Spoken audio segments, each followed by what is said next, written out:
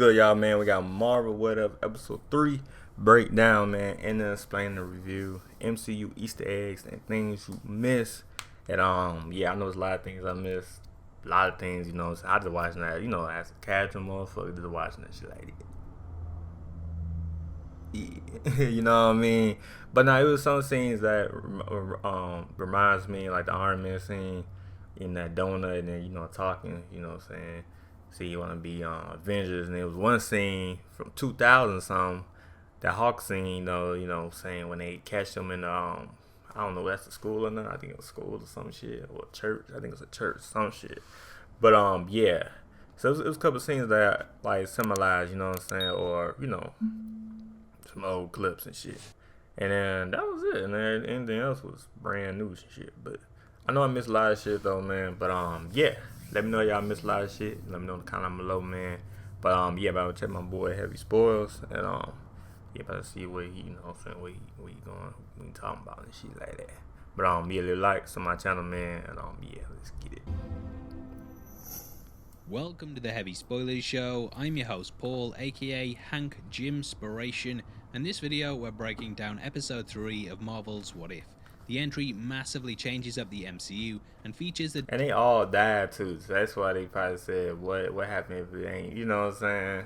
Pretty much without Avengers. You know what I'm saying? Shit changed though. I ain't gonna lie though. I mean, you still got Captain America. I forgot about Captain America. I'm like, oh shit, you still got him, man. You still got, what's that girl name that we just introduced last year or 2 years ago? Marvels. You know what I'm saying? You still got her, so it's like, you got 2 of them, but they ain't the whole package, you know what I mean, type shit. The death of some of our favorite Phase 1 characters before they could go on to become legends. It's got a big twist, and after the last 3 episodes ended with cliffhangers, it does seem like this season might end up being all connected. Now in this video, we're going to be breaking... Yeah, it's like clearly, it's a lot of, every episode got a cliffhanger, like every episode do. Now I don't know if it's connected. I mean, we see though, somebody said, Chalu, you know what I'm saying, Black Panther, you know, gonna be in some other episodes too, so might be connected though, might be on some extent though. Breaking down the Easter eggs, hidden details, things you missed, yes you, and also giving our thoughts on what could be happening in the series. Now the episode takes place across the week that Iron Man 2, Thor, and the Incredible Hulk happened. This was a very pivotal moment in the timeline, as it was the point in which several events all happened, and it's arguably the most important week in the MCU. We start off with the title screen, which we broke down in our episode 1 video in case you want to check it out. This episode probably has the biggest names that have featured in the series so far, and we get vocal performances from Samuel L. Jackson, Jeremy Renner, Mark Ruffalo, Tom Hiddleston, Clark Gregg, Frank Grillo, and Jamie Alexander. Interestingly, in The Incredible Hulk, Bruce Banner was of course played... That's it, that's what I said. See, I know my movies though, man. I'm like, hold on, that seems you know, familiar. And it was like that scene, you know, they catch him, but they ain't catch him. It was the Ant-Man. Well, I'm already deep in the shit, but yeah. Played by Edward Norton, and this what if scenario recasts him as the MCU mainstay Mark Ruffalo to kind of keep him more in line with the continuity. Oh yeah, that was that girl though that he like and shit, you know, somewhat. But yeah. The episode kickstarts with a big title screen that says Monday, implementing this idea of a week, and it runs all the way up to Friday. Yeah. The episode culminates with us getting what could be a weekend game, as different heroes are brought together to form an alternate version of the Avengers. Now it is possible that this title screen is referencing the movie 7 starring Brad Pitt and Morgan Freeman, as that took place over the space of a week and had title cards denoting each day. Nick Fury starts off his infamous Avengers speech by saying there was an idea.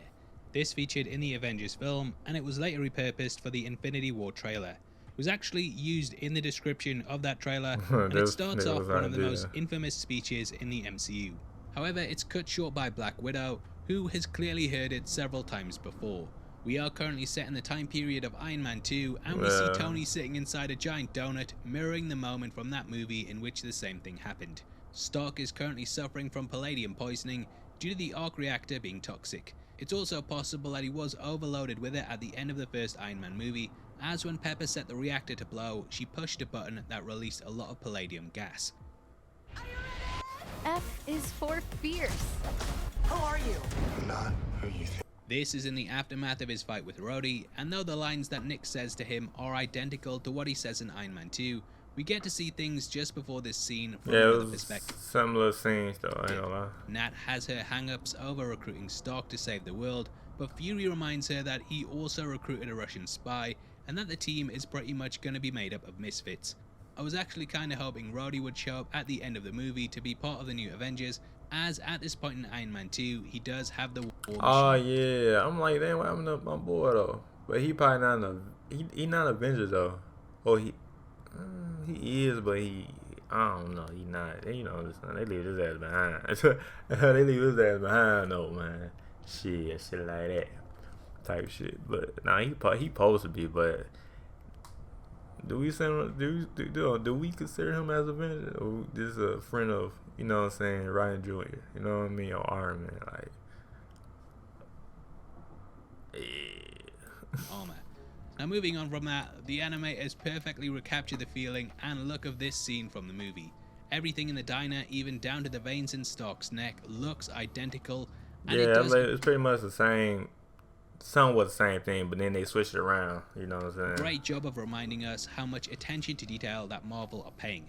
Stark lowers his glasses, much in the same way that Howard did. Ain't gonna lie, this series right here is good that you watch all your movies though, all your Marvel movies, because, you know what I'm saying, like, if I ain't watch all my Marvel movies, I would not know what the fuck scene is this. But lucky I watch all my Marvel movies, so that's why I've been knowing, like, you know what I mean, what it is sometimes, but yeah.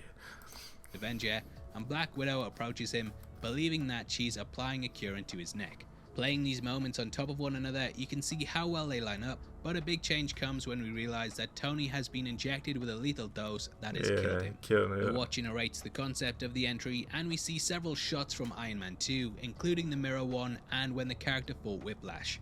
The Watcher describes Stark as being a genius who battled his demons both inside and out, and this is referencing the fact that Iron Man 2 gave some nods to the seminal Tony Stark comic Demon in a Bottle. He's a demon in a bottle, got a rope in the right way now. He describes the Hulk as being a monster hiding in a man. Don't do it no more, alright? Don't do that, alright? It's too early for that shit. Don't do that.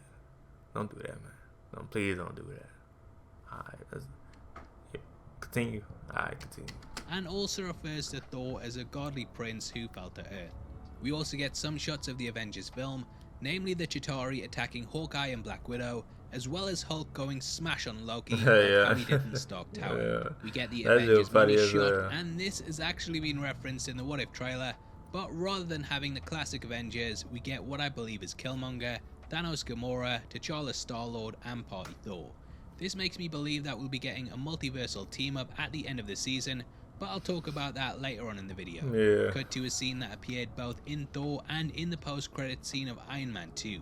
We start with a close-up of the hammer before joining Agent Coulson, who has arrived at the scene to alert Fury that it's been found. Black Widow is now being blamed for the murder of Tony, and she's being escorted by Crossbones and Jack Rollins, two characters that were big parts of Captain America the Winter Soldier. Crossbones mentions Pierce, aka Alexander Pierce, who at this time was of course the head of S.H.I.E.L.D.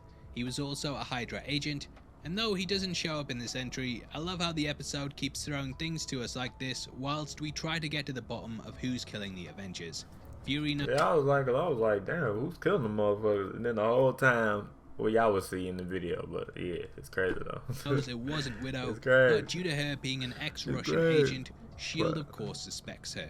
He tasks her with getting to the bottom of it, and she's escorted by the Hydra agents in a scene that sort of feels reminiscent to the elevator one in the Winter Soldier. Yeah, true. Might be a bit of a reach, but both are in small metal containers and completely kicking the crap out of it. I ain't no reach though. It kind of like I ain't even noticed until you said it. It kind of do though. Like he waited, everybody's quiet, and he just stopped whooping ass and shit. Due to the changes in the timeline, Nick Fury is now attending the Mjolnir crash site alongside Hawkeye. We last saw the pair together at the end of the Captain Carter episode, and because of the post-credit scene of Thor, we know that in the main timeline that he was at Project Pegasus at this point, rather than in the desert. Because Coulson isn't the one overseeing the operation, he works the perimeter and discovers that Thor has been smashing people's heads in like you should smash that like button. Also whilst you're here, don't forget to subscribe.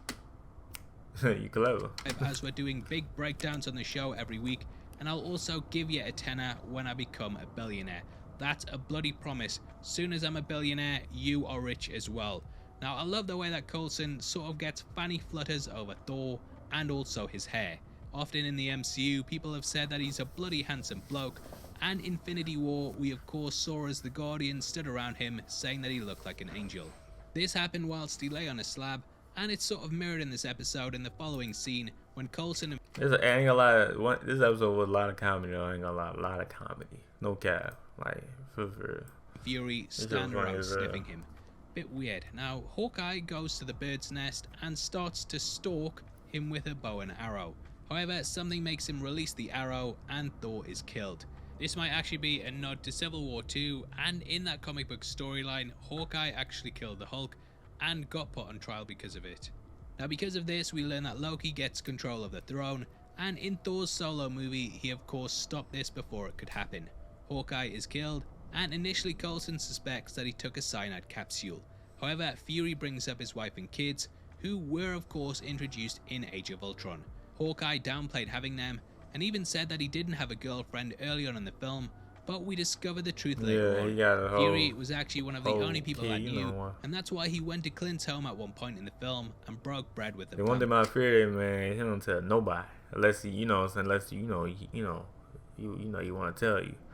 But he had a whole, you know, cause I was like, for a minute we were like, oh, he's single and shit, you know what I mean? But hey, he got a family back home and shit. He got a whole family back home, wife, 2 kids and shit. I'm like, damn, he going crazy. You know what I'm saying? Cause people thought, you know, a lot of girls thought he was just single and shit. He got whole kids and shit, you know, in the wife. God damn, no cap. Family. Guy broke bread and shit. Now Coulson asks if Nick has any idea with the family. Guy broke bread and shit. Now Coulson asks if Nick has any idea who's behind it all, and he hilariously says there was an idea, which, yeah, nice bit of dialogue. Cut to Wednesday and the Culver University in Virginia. This is a location. Oh, university, okay. So I said I said church or college, something like that.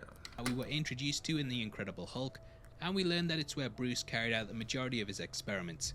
The university has several cameos there, including one by Lou Ferrigno, who of course played the Jolly Green Giant in the 70s TV show. We also caught a young scientist who you might recognize as being the person who would go on to become Peter's science teacher in Spider-Man Homecoming. I did not know that. I saw his ass on that one movie and that was it. I did not know that. Y'all be looking deep to this shit. I fuck with it though. I ain't not know that shit though. Let me know y'all know that shit. Let me know in the comment below. I ain't not know that. In addition to this, it also appeared in Agents of S.H.I.E.L.D., showing that it's all connected. Now we catch Betty Ross carrying some books, and the colours of these are purple and green, which are of course the colour schemes that the Incredible Hulk uses. One is for microbiology, and both she and Bruce were of course studying ways to unlock untapped potential within the human body that would basically replicate the super soldier serum. They do a bit of retconning here to show that Widow and Ross have met before, but I can't remember them meeting in the MCU, which is either because it didn't happen, or it's because I sat up all night downing 19 cans of Red Bull so I could get this video out 15 minutes after the episode ended. Nah, but they never met though. Somebody said everybody's called What Up, you know what I mean? Shit changes. Together the pair look over the syringe, and we learn that a tiny projectile, perhaps based on nanotech, is what killed Stark. This is one of the major clues that it was actually Hank Pym behind it, which... Yep, that's what I was about to say. He the main, like, the whole time it was his ass, Ant-Man. He was a villain in this motherfucker. The episode eventually reveals. Widow notices the Stanley Pizza Parlor uniform, and this is of course what Bruce used to sneak into the university with. Oh, yeah, that's why, yeah, that's why she was like, oh, I know what Hawk is. She looked in the class, and then she looked at pizza. That's why she thought, you know what I'm saying? She was trying to lie, but you know she ain't gonna lie, though. She ain't gonna lie, man, so, yeah. I always thought that with the restaurant being called Stan Lee's, and also the fact that it was an old guy running it, that it would have been the perfect cameo for Stan Lee. Oh, yeah, that's true. R.I.P. my boy, man. but for whatever reason they decided to get another old white-haired dude instead. No idea why, but I'm sure someone out there knows, so leave it in the comments below. Now Fury rings her and tells her that Hawkeye is dead, and the former has realised that all of the people being murdered are connected to the Avengers Initiative. Also, yeah, whilst we're nitpicking the MCU, back when Endgame came out, yeah, I called Hawkeye Mo Hawkeye because of his haircut. It never caught on, and I've been furious about it since then. Now she finds Bruce, I'm still angry. Now she finds Bruce hiding behind a big green door, and this could be a nod to the Incredible Hulk comic, namely Immortal Hulk, in which the passage between Hell and the normal world was accessible to the Hulk through a literal green door. Could be a reach, but Bruce steps out and says that violence probably isn't going to work out for anyone, and this is a nod to when he and Nat met in the Avengers. Nat pretended to go to him by herself, and he warned her that if she tried to take him in forcibly, that it probably wouldn't work out for her. I actually love seeing Ruffalo in this role, and it's nice that both Betty and Widow are both in this scene, as they were of course love interests for the character. Interestingly, Veronica, the satellite that held the Hulkbuster, was named that as a nod to Betty and Veronica from Archie Comics. Also, huge apologies to my editor Christian at Beyond Epic for having to edit me going off into these constant Easter egg side tangents. I'm sorry, bro. DoorDash is such an easy and fun way to make money. I could do it after school, in between classes, or whenever. Now in the desert we see Loki coming down through the Bifrost. This is actually right near where Thor landed in the opening of the 2011 movie. He has brought with him the Asgardian army, and amongst them we can see the Destroyer, which of course wasn't destroyed by Thor like it was in his solo film. The Warriors 3 and Lady Sif are alongside Loki, and they didn't go to Earth because of the events changing. Loki introduces himself as the Crown Prince of Asgard, which was the position that belonged to Thor. Loki seeks vengeance for his brother's death, and he ends up unleashing the Casket of Ancient Winters from Thor. I remember back in the day there was a lot of confusion over whether this was the Tesseract or not, and seeing it unleashed here brought back memories of arguing with people on the internet over why it was a different thing. My childhood. Now we see that Nat is ringing Fury, and cut to her escorting Bruce across the bridge, which was a big set piece in the Incredible Hulk. I remember this shit, bring my memories. But strangely, Emil Blonsky isn't with him, who was of course the Abomination. Bruce is put in the crosshairs, and you might notice that he's also wearing a denim blue shirt over a white tee, which is what the character had on in his solo film. The Hulk explodes internally, and I guess that answers the age-old question of what would happen if Ant-Man shut up Thanos' butthole. Fury offers Loki a compromise and says that they should work together to find his brother's killer. Loki gives him until the sun rises in Midgard to track this person down, and it just puts a deadline on the final act. Across the state we see Nat attempting to get to the bottom of it by accessing Coulson's files, and he gives her his password, which is #SteveSteveSteve IHotSteve0704. Now not only is this because we found out in the Avengers that Coulson 704. Now #SteveSteveSteve IHotSteve0704. Now not only is this because we found out in the Avengers that Coulson loves Captain America, but the numbers themselves also hold a special meaning. In the first Avenger on Cap's enlistment form, we discovered that his birthday was actually the 4th of July, so the 07 Dang, 1918? Damn. I forgot, he old as hell. He old is Coulson putting in the American way to write someone's date of birth at the end. Nat can't shake the feeling that she's being watched, and we do get some foreshadowing here that Hank is involved when she pulls up the names of those involved in the admin folder. Amongst them we can see Coulson, Fury, Maria Hill, Alexander Pierce, and Janet Van Dyne, aka Hank's wife, who is thought to be deceased. X marks the spot as always, and the big line through her profile pic hints towards us that everything is connected to her in some way. I'm not going to say it's all connected. Now she turns out, yeah, she accessed the database the day before, even though she was dead, and although she is still alive. And Widow is killed by Hank as he mercilessly beats the crap out of her. Now, not to make light on men hitting women, which is obviously something that dudes shouldn't do, but we have seen this characteristic from Hank before. One of the most controversial moments in comic book history happened when he was in the Yellow Jacket costume and he beat his wife. It was later explained away. That motherfucker brutal. That motherfucker. Did he stop? Damn. As being the pin particles that changed his personality, and this idea could also lend itself to the reveal in the final act. In her dying words, she screams out that it's all about Hope, aka Hank's daughter, and we cut to So it's all about Hope. Fury in a And she diner just without got her and dragged. Stark, which mirrors the beginning of the episode and shows how much he's lost. Coulson reminds him that the Avengers were put in place to fight threats like Loki, and they would of course go against him in their first team-up movie. Fury returns to his car, and from the glove box he takes out Captain Marvel's beeper, which he of course had during the post-credit scene of Infinity War. Rather than pulling it out of that in a glove box though, he had it in a big bag, and I love how there's this idea that he always has it with him just in case something big kicks off. He goes to Loki, who has transformed the desert into a Jotunheim-like area completely frozen in ice. This is because Loki is of course a frost giant, and thus it would feel more like home to him. Loki, disguised as Fury, visits Hope's grave, and this is where he's approached by Hank, voiced by Michael Douglas. It's revealed that Hope died during a mission in the Odessa, Ukraine, and this could be something that we have heard about in the MCU. We discovered that when Nat escorted an engineer out of Iran that she was attacked by the Winter Soldier. He forced their vehicle off a cliff, and though Nat managed to climb out with the engineer, Bucky shot Nat through the stomach and killed him. Now it is possible that with Hank becoming the Yellow Jacket in this timeline, that his daughter had an even more estranged relationship with him, and that she joined S.H.I.E.L.D. and went out on this mission. Perhaps the Winter Soldier murdered her, and thus Hank laid the blame at S.H.I.E.L.D.'s feet. Going into full Reach Richards persona, if the Winter Soldier did kill Hope, then he would fully blame S.H.I.E.L.D. because Bucky was of course a Hydra agent working for them. Now we see Hank carrying out the murders, and I'll be honest, I've watched this episode a couple of times, and the twist, it doesn't really work for me. I don't know why Hank... See, I don't watch that bitch one time, fool. That's all I need to watch. One time, that's it. That is it, man. I don't need to watch no more. Hank would care about murdering the Avengers that had nothing to do with his daughter, and personally I think that he would just go after Fury rather than killing people that he might have recruited. Let's be honest, at this point they weren't even the Avengers, so it's a bit weird to me that Hank would care about people completely disconnected from the organization that Fury was thinking about getting on board with. The pair then duke it out, and it's revealed that Fury is actually Loki. The latter replica. Yeah, I was like, for me, I'm like, hold on, Fury? That's you, my boy? That's you? You don't fight like that? You know what I'm saying? It's all ass, man. All you do is, you know, shoot that gun and shit. Pew, pew, pew. You know what I mean? Type shit. You don't have to fight like that. And then the whole time, Logan, I'm like, oh, yeah, okay.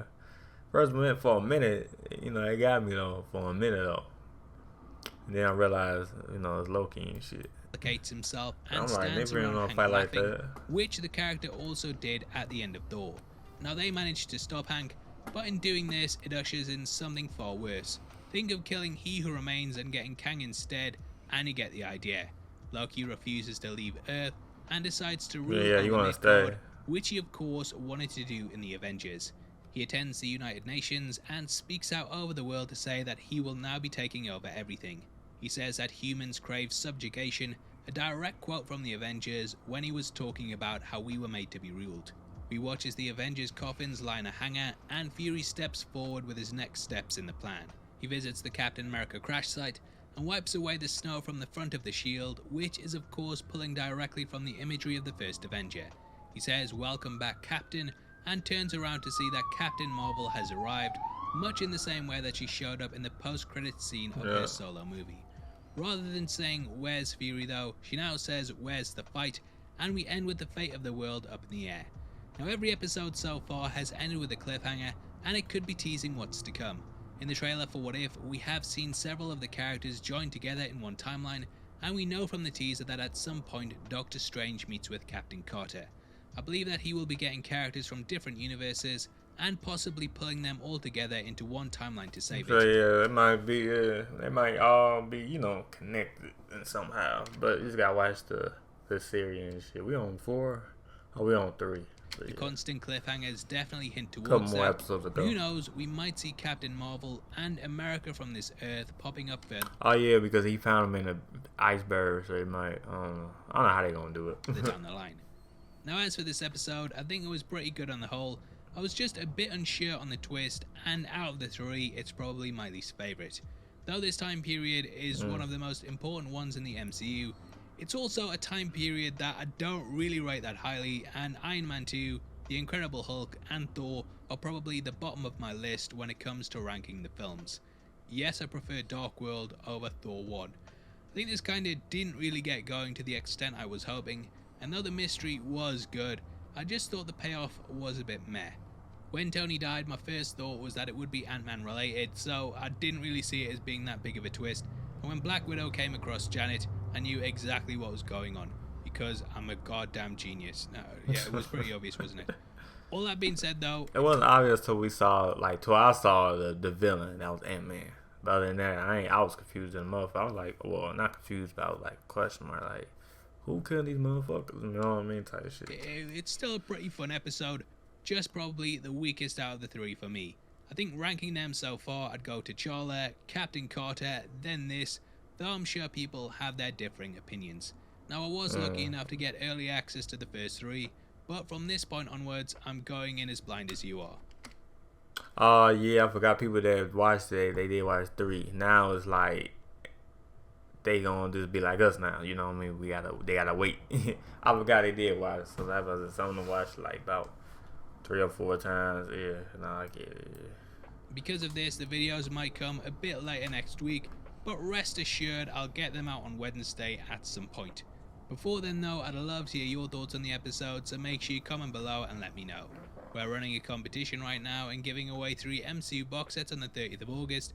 All you have to do to be on with a chance of winning is like the video, make sure you subscribe with notifications on, and drop a comment below with your thoughts on the episode.